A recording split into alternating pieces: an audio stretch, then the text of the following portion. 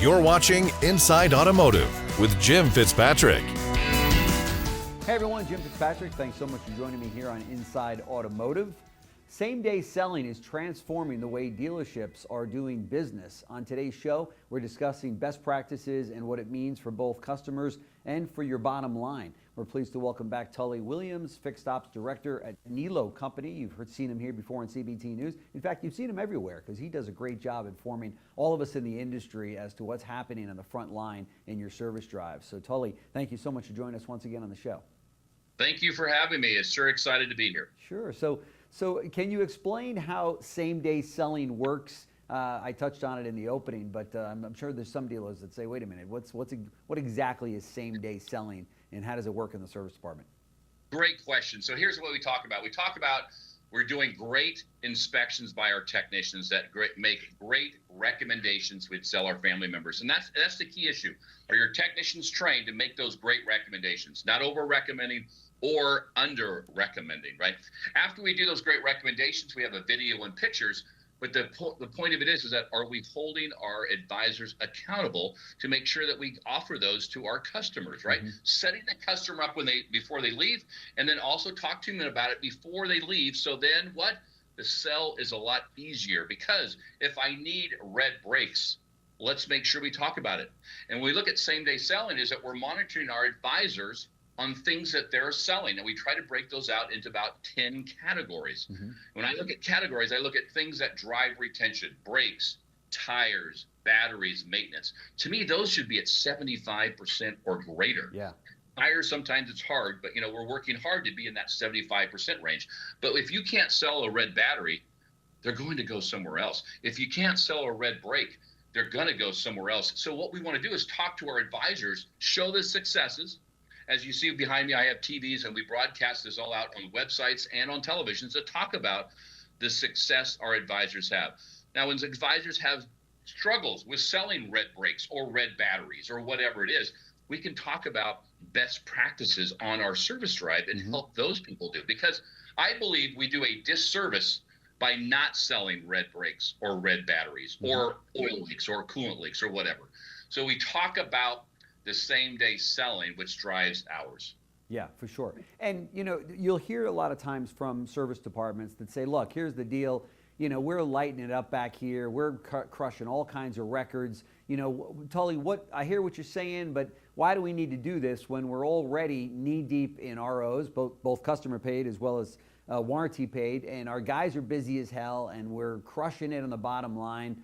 So talk to me about that. So that's a great question. So here's the thing: is that what do we measure as a success for a fixed ops department? And the measurement is, are you selling your capacity of hours? The dollar amount is a byproduct. And if we're truly in the repeat and referral business, honestly, I want to sell oil changes and tire rotations. As we all know, those are non-profitable, which would drive our numbers down. Sure. But what we want to talk about is, are we selling our capacity by each service technician? And I believe every technician wants to make 10 hours every day. Yeah. And when we look at our goal here at the Niello Company, we're running about 12 to 13 hours per technician for all 161. And why we focus on the hours, we focus on the efficiency. When you look at how much a technician costs you per minute in gross profit, and we figured it out from our Porsche store down to our lowest as our Volkswagen store, it ranges from $4 to $6 a minute in gross profit, parts and labor. So now we sit there like, whoa, should we have the technician go to the parking lot and pick up the car for 20 minutes? Should we have them go to the parts department and grab the parts department? So when you get the focus on the hour, we want to make sure that we are achieving those hours goals. Right. And when that is your goal, guess what happens? Your efficiency in your shop goes up. Customers are happier. Why? Cars are getting out better. We're selling better. And when the efficiency of your shop's better. And here's what I hope you all do: hire more technicians. Oh, yeah. Yeah. Of course, they would tell you where do we go to hire these technicians, because it's obviously one of the most difficult jobs in running a dealership today or a service department is finding those technicians. But I love the way you've really boiled it right down to the minute of saying this is $4 a minute. And but it takes a village, right? This is one of those situations where it takes the entire service department from the service director down to have that kind of a mindset to say, here's how we're going to do this. and it takes from everybody, from the appointment setters, the BDC, the service advisors, when that customer rolls in the service lane, as well as the technician. Everybody's got to be working in concert with one another to achieve these kinds of results, right? 100%, and I believe that it's the fixed ops department, not the parts and service department. And what happens a lot is that you gauge on pay plans. It's a great way to motivate people, right? Yeah. And the whole goal is that we do it this way, is that we pay off of the hours forecast. So if your shop is 130% of your hours forecast, you get blank percentage or blank bonus. So here's what we pay. Parts counter people are paid on the hours forecast. Wow. Not gross profit. Yeah. Our service and parts manager are paid on the fixed ops, parts, and labor gross off of the hours forecast. Our service advisors are paid on the hours forecast. Our foremans are paid on the hours forecast. Anybody that has a bonus in the fixed ops department is tied to the hours forecast. So guess what? The focus is what?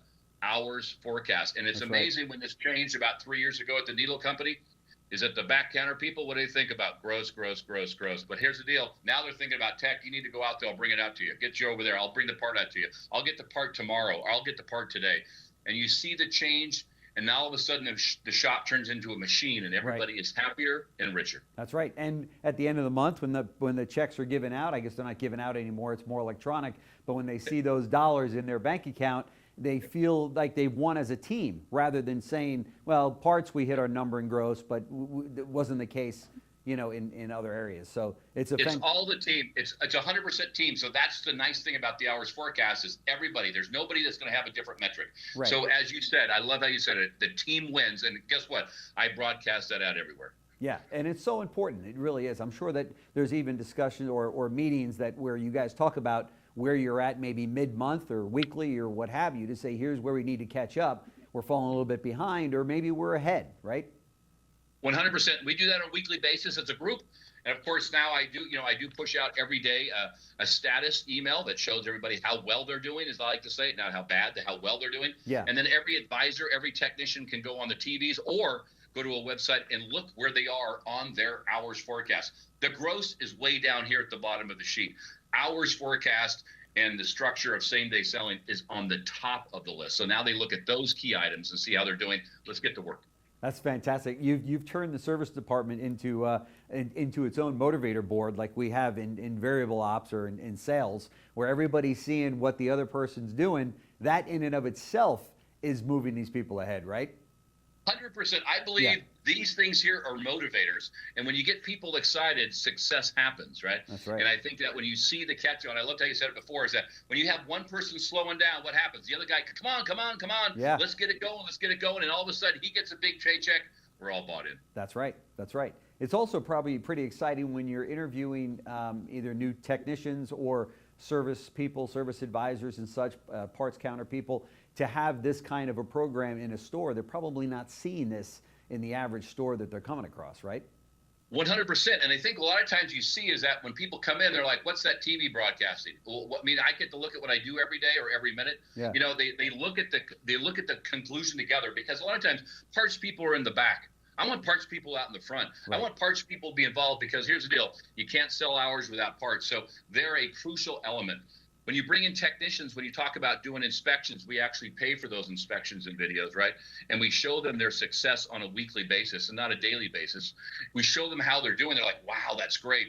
And we love to build within. As you said, technicians are the hardest people to find. Yeah. We believe that we're not in a tech shortage at the Niello Company, because I have shop assistants and hourly technicians as I bring up. Will I hire a fully trained technician? Absolutely. They just don't walk in the front door anymore. But I can build people from colleges and high schools and bring them in. So we're always trying to mentor people constantly, so we don't have a tech shortage. That is fantastic. So changing gears a little bit, what other challenges do you think dealers are faced with, or fixed ops directors are faced with today that maybe keep you up at night, or maybe have that you've got a big concern over? Processes. It's funny thing is that when you look at a lot of these people that speak all the time, they're talking about the processes and processes and processes. And here's the deal: humans do the same thing every day. And when we look at, I believe that getting customers in the front door and CSI, which I believe is customer supplies income, those people there are going to come in if we do a great job. So the goal is how is your team? How is my porter doing a great job? How is my detailer doing a great job? Is my service advisor meeting our expectations by walking out to the customer and following up? And the way I look at that is I slow the process down. Writing up 20 ROs a day does not work. In fact, my goal is 8 to 12 max. And here's the deal: when you do 8 to 12, they can make a great living. Yeah. I pay them well, but I expect results. Bad CSI, I'm sorry, it's not going to work out for us at the Niello Company. If you're not selling things, I believe that there's an issue. Let's address it, fix it, because here's the deal. I believe customers bring their car in to get the car fixed, not to be diagnosed. So I believe that we can help people be successful. So what keeps me up at night is, are we following the processes that we talked about? They're simple ones. Right. And everybody needs to believe in. How often do you hold training for your service advisors, for your team, maybe even for the technicians? Because it seems to me as though training is one of those things that kind of goes by the wayside when you talk about fixed ops.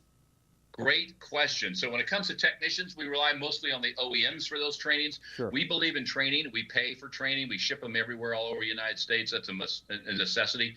We do not hold back on technicians. Now, when it comes to service advisors, we do training every so often. I try to schedule that. But what I like about those kind of trainings to me is that we might have a group in, which it's hard to get all the service advisors together. It's almost practically impossible. Yeah. But what I love to be sometimes I'll be at the stores and I'll ask you to do sit downs and talk to them one-on-ones and explain to them what we're trying to do. Yeah. Or why are we having that problem? Hey, Omid, come over here and let's talk.